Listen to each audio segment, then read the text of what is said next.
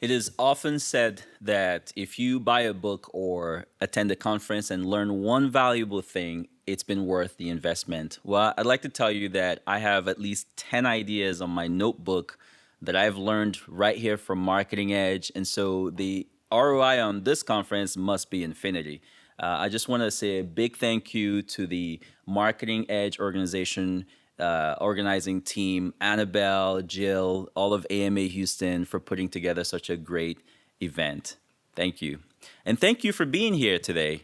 My name is Henry Adasso, and I am a two-time author. My first book, Content Mapping, is about how to align your content with the different stages of the buying journey. And my second book, The Gap, is about how to finish what you started. I've been in marketing for over 16 years. I love marketing, and I'm currently the head of marketing for Cemex USA. Today, I know you were told that we're going to talk about how to cash in on B2B creativity, but I don't want to talk about B2B today. I actually don't want to talk about B2B, and let me explain why.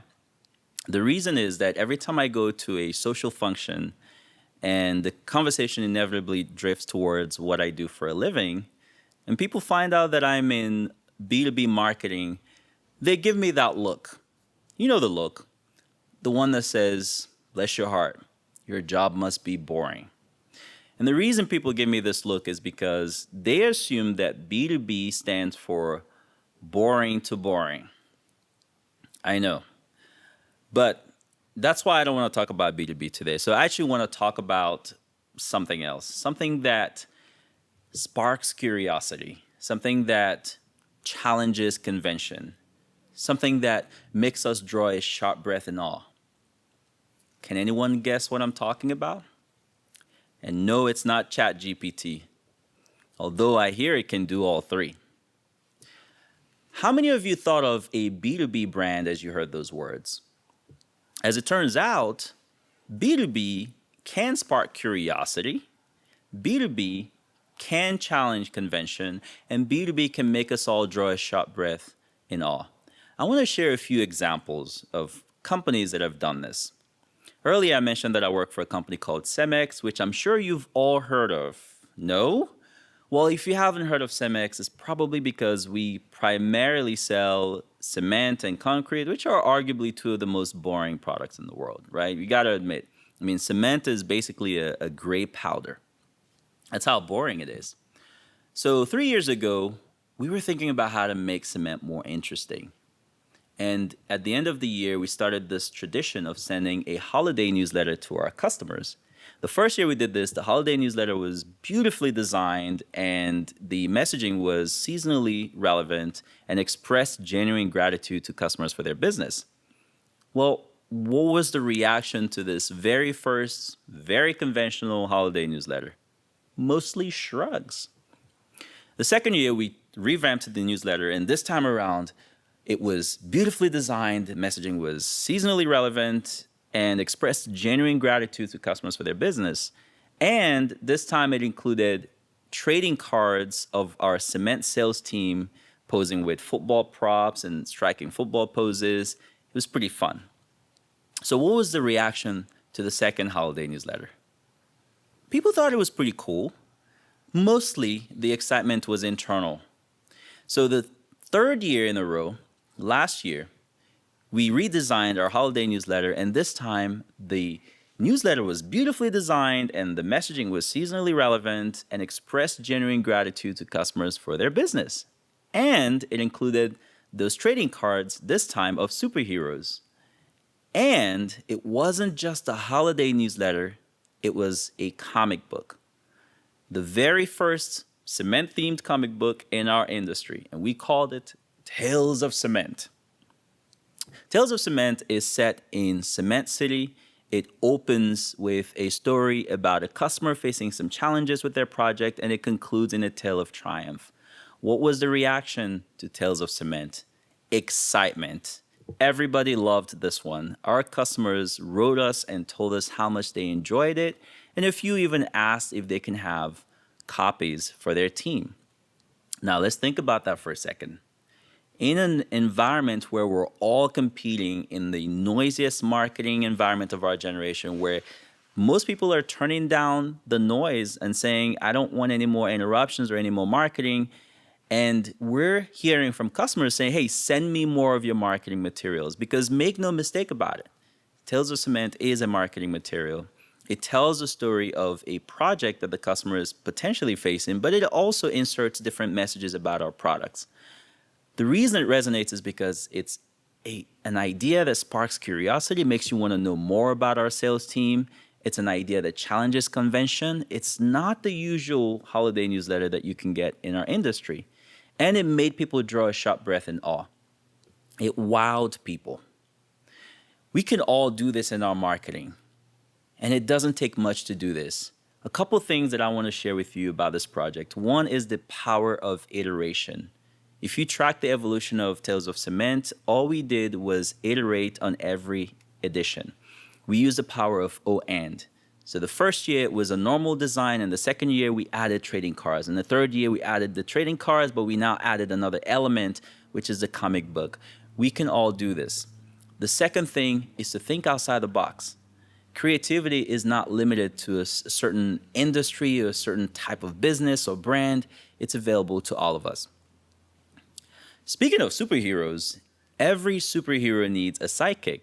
So in this next example that I want to share with you is a video from DHL Supply Chain, which is a B2B arm of DHL, and it's titled Sidekick. Let's take a look at this video.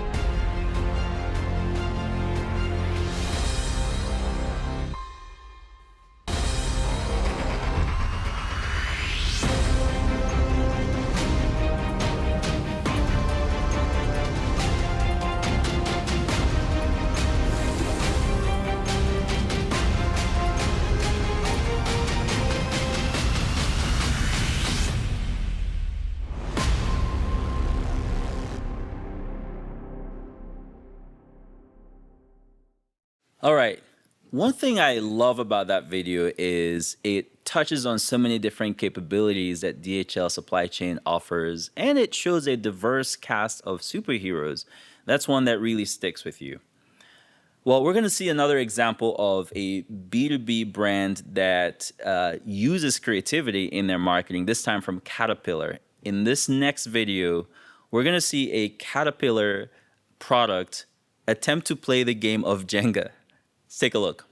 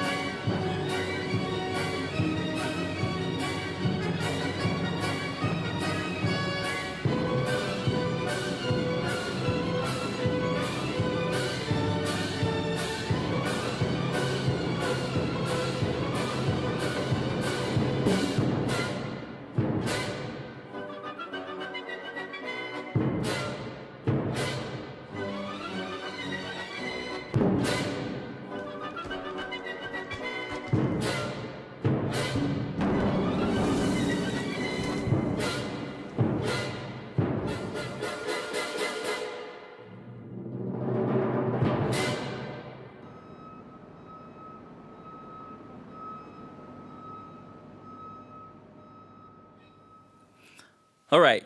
In this next example, another Caterpillar product, this time a mini excavator, attempts to navigate through a China shop with over $40,000 worth of merchandise. Let's take a look.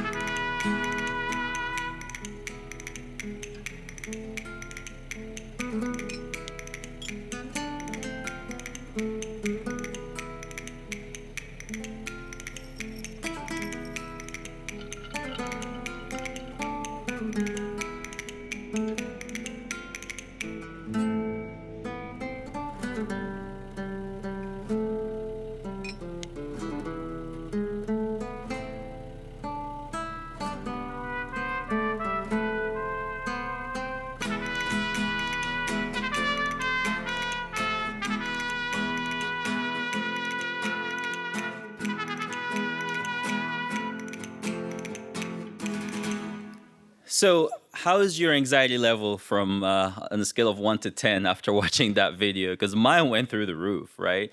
But how cool is that? And the power of storytelling, the power of creativity. In one video, you can see this mini excavator just moving through that china shop with the precision of a matador. There's no more words needed. It demonstrates the capability of the product, and that's the power of creativity. Talk about challenging convention. So, how do we unlock this level of creativity in our work? Well, I want to leave you with 5 key takeaways that might help. The first one is to widen your canvas. Creativity is all around us. Inspiration is all around us. So I would recommend that if you work in a particular industry, go hang out with people in a different industry and see what they're doing. If you work in healthcare, talk to people in finance and see what they're doing. And you can draw inspiration from a lot of different places. Here's an example of what I mean by widening your canvas. So many years ago, I was gifted a pair of Pharrell shoes. Some of you know I'm a hip hop head, so I really like these shoes. And when I went to put on the sneakers, I realized that on the inside, the insole had this foot reflexology chart. Now, I don't know anything about foot reflexology, but I thought it was pretty cool that you can see the different body parts that correspond with pressure points in the feet. It was like a little surprise, like a conversation between the designer and the customer. And so on the right, I wanted to replicate this same feeling, this same surprise when we were designing a Cemex hat. And we had this idea of putting our brands and sub-brands on the hat. But rather than go with this sort of like bold, in-your-face branding on the side of the hat, we thought, well, why don't we just tuck it in underneath the visor? The same idea as the Pharrell shoes, a little surprise, a little gift from us to you. And so inspiration is all around you. Take a look and draw inspiration from different sources. One of the things that we emphasize a lot when we talk about creativity is what we have to do to be creative. That's important, but we also need to think about who we have to become. And we have to become collectors of creative ideas. So whenever you come across an idea that inspires you, an idea that sparks your curiosity, an idea that challenges your conventional beliefs or makes you draw a sharp breath in awe, note it down, collect it, document it somewhere so that when you're ready to create, you have a wellspring of ideas to draw from. Number 2 is to focus on people. And yes, here's your complimentary business people high-fiving stock photo. Now, this sounds so simple to focus on people, but it's something that we need to remember to do. Now, I work in B2B, and most of you do as well, but I've never met anybody named business. I've met people with real names, real people with real names, and that's who we need to focus on. When we focus on people, we can think about the things that people want, right? And then what do people want? People want to laugh. People want joy. People want solutions to their problems. So these are things that we need to lead with when we're trying to be creative. The third takeaway is to connect the dots. Creativity transcends visual arts and literary arts. It's also about problem solving, and problem solving is connecting the dots. So how can you connect the dots for your customer? How can you solve a problem that your customer is facing? I heard a story once about a CMO who was trying to catalog the content on her website, and she was struggling with how to do this because they had a lot of content on the site. And at the same time, a software vendor who was prospecting the CMO heard about this problem. And what did he do? He designed a tool that easily cataloged all the content on the CMO's website and categorized them in the way that she wanted. Do you think that that vendor was able to get the face time with the CMO? Absolutely. And so when we solve problems for our customers, we're saying, hey, I want to lighten the burden for you. And that's also a form of creativity. The fourth thing is to go to the edges. What I mean by this is to challenge convention, try things that might not work. You see, when we're being safe, when we're being conventional, it feels comfortable. But if you try an idea or you start brainstorming an idea and it makes you feel a little bit outside of your comfort zone, you might be onto something. Number 5 is to stop time for your audience. Now, there's a lot of chatter about OpenAI and generative AI and how it's going to replace everybody's job.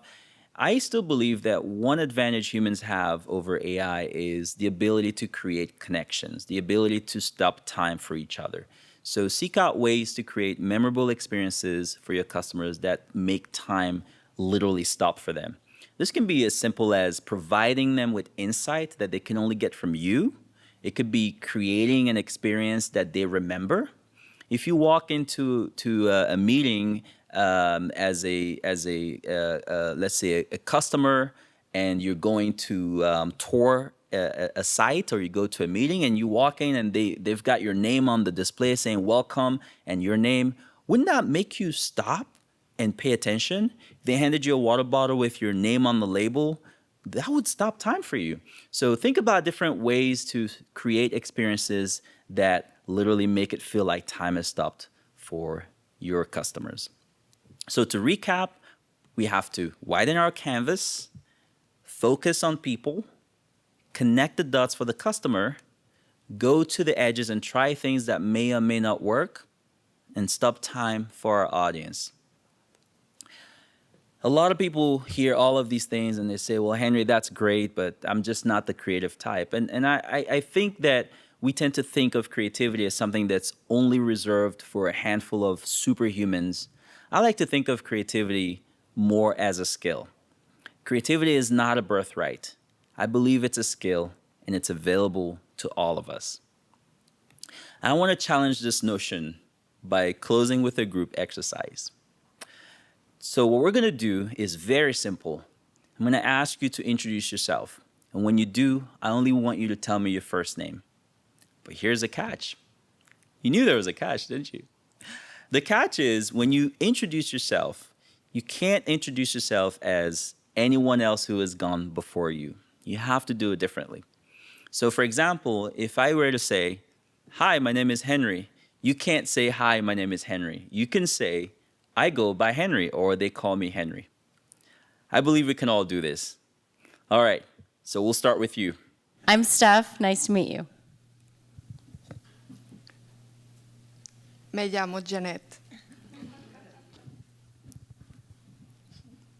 Which language should I use? It's up to you. You can introduce yourself any way you want, except the way that Steph just did it. I'm Victoria. You had the Victoria. Thank you. Bonjour, je m'appelle Eve. Greetings, my name is Thor. From the Midwest to the South, I'm Jocelyn. Hi, y'all. Valerie here. Hello there. My name is Lacey. There among the crowd was a man named Michael.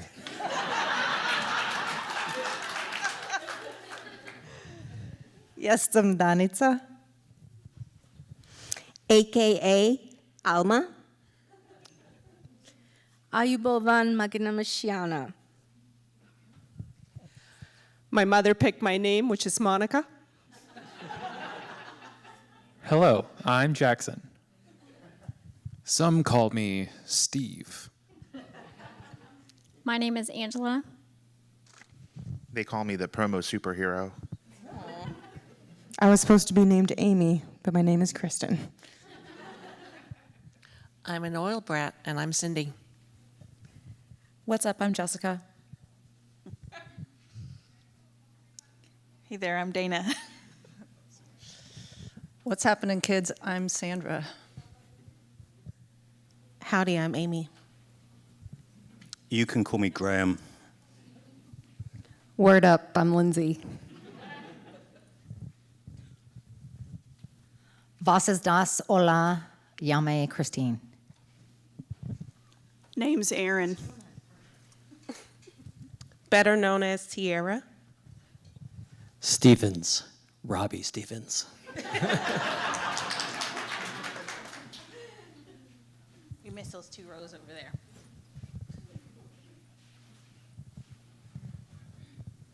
Most people pronounce it Brianna, but I prefer Brianna. And another one. This is Alicia.